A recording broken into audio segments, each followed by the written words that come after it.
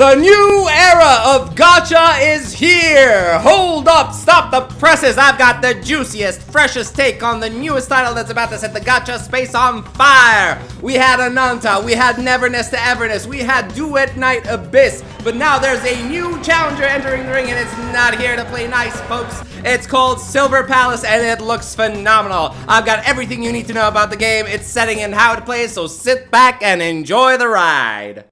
So, what is Silver Palace? It's an open-world fantasy adventure action RPG built with Unreal Engine 5 and is set in the technologically advanced metropolis of Silvernia. The game leans into a lush Victorian aesthetic, mixing high-tech and old-world elegance. You play as the detective, a character returning to the city after a 3-year absence to investigate the mysterious death of a loved one. Along the way, you'll team up with allies from various backgrounds, each with their own agendas and secrets. The driving force behind Silvernia's rapid tech advancement is a newly discovered element aptly called Silveria. As expected, many factions within the city are now striving to gain as much control over this miraculous element as possible. The combat is stylish, the world is stunning, and the characters are absolutely eye-catching. You will be able to choose between the male and female detective, both being fully voiced, but in the currently available trailers we only have the female detective, which you can see in all her glory here. There are more characters showcased in the trailer, but the only two we know anything about are Alf, the maid that is cute yet clumsy and described as having zero common sense, terrible housekeeping skills, and complete situational unawareness, and Argos, a bartender with a silver tongue that is biding his time, listening and making plans until the time is ripe for him to take over the organization known as MISS. There's also a bunny knight that's wielding a claymore, a blonde reporter boy whose future isn't looking too bright, a doctor lady with a beating heart on her back, and a few others. Their designs are striking with a lot of attention to detail and their personalities look varied. Now let's get into what really matters, the gameplay. The trailer opens in a lavish room with a gorgeous view. Let's break down the UI. Starting off from the top left side of the screen, we have the minimap, and next to it is most likely an icon representing a food buff. Underneath the minimap, we have the current quest objective, which in case you're wondering, says find the hidden werewolf. At the top right corner, we have the expected menu icons, a clear indication that this will be playable on mobile devices. If I were to hazard a guess, the icons represent from left to right, the events, battle pass or featured banner, the team preset or friends windows, the inventory, the character overview window, and lastly, the main menu. Beneath the icons, there's the party list, which shows 4 characters. Further down from the party list, we have a few quick actions. From top to bottom, those are summon horse, observe, and sprint. And all the way to the bottom center of the screen, we have the character's HP and resource bar. The big icon in the middle is something akin to Wuthering Wave's Concerto energy.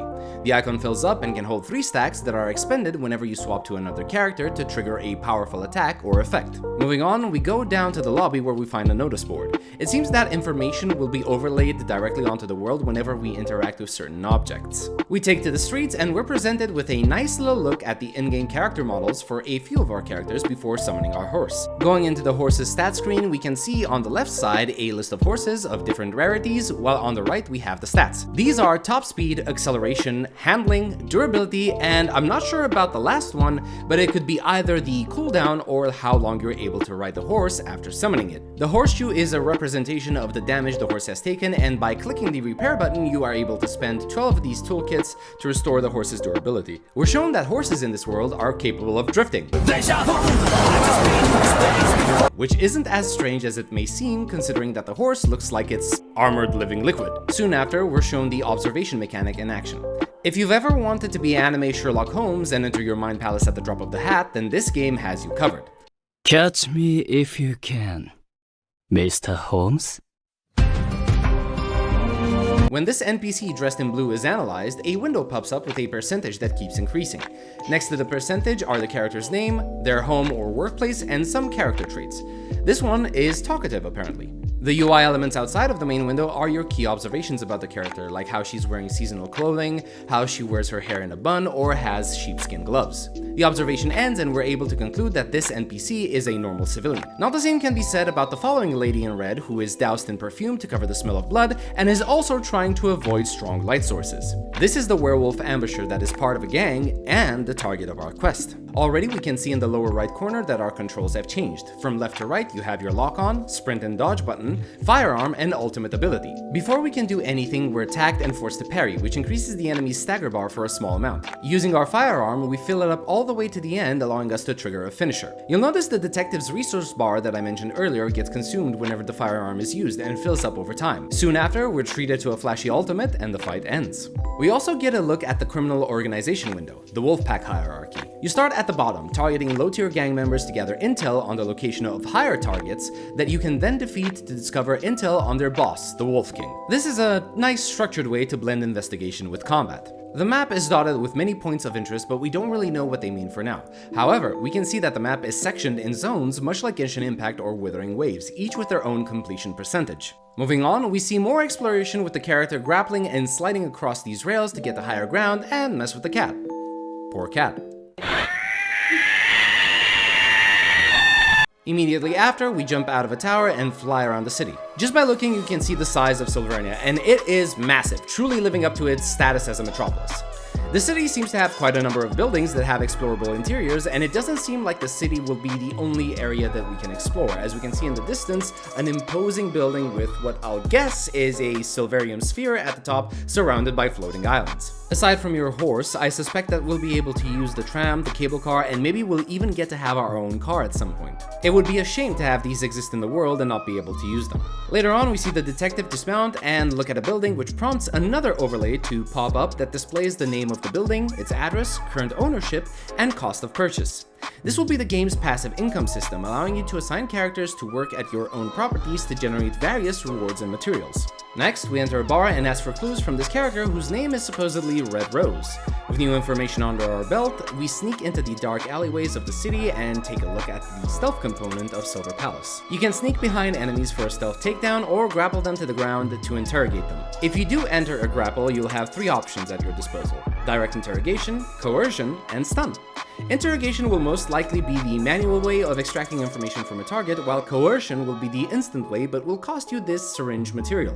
What's this? Drug use? In my gacha game? The stealth section is over though, as our cover is blown and we have to deal with this band of thugs the old-fashioned way, except this time, we can see the Bunny Knight and Doctor Lady in action. Seriously, don't mess with the bunny girl. Well, not for you. Swapping to her, we get a few buffs which are shown under the HP bar. Then, after switching to the Doctor Lady and using her skill, she restores 7,500 HP while also applying another set of 4 buffs. Likewise, each character has its own colored damage number, which implies that characters will have an element attributed to them. Lastly, we have a flashy boss fight against Cinderella and her chariot while showing off more skin than some might consider family friendly, but I am all here for it! So what is Silver Palace? It's an absolutely wild ride that we are not ready for. It came out of nowhere, but it's making waves fast. It's been a little over 4 years ago that Genshin Impact revolutionized gacha gaming, taking the medium from a cheap-to-produce cash grab to actual AAA levels of quality, paving the path for following titles such as Honkai Star Rail, Zenless Zone Zero, and Withering Waves. If Genshin Impact was the start of the gacha renaissance, then titles such as Ananta and Silver Palace will mark the next gacha golden age, building up on the template of its predecessors and taking the medium to new heights. If you thought you were strapped for time trying to find a balance in your schedule while playing the big 4 up until now, wait until some of these new titles come out. Unless you're going to play these games on the daily 24/7, which I do not recommend in the slightest, you won't be able to keep up with all of them. I'm not gonna sugarcoat it. I've just realized we're currently living in the past because what we've seen just now is the future. These upcoming games are the new era, which means that you will have to seriously consider dropping one or more of the old era games to be able to keep up with the inevitable live service aspects of these titles. I don't know how to look at HSR right now after seeing this. Poor guy is just sitting there looking at me happily, not knowing he's already on the chopping block. But what about you guys? Are you hyped about Silver Palace and the other new titles coming out in the future? What will you do with so many? Will you drop some of the games you're currently playing? And if so, which one? Tell me all about it in the comments down below. Please leave a like and a sub if you've enjoyed my content, and I will see you in the next one. Until then, have a good one.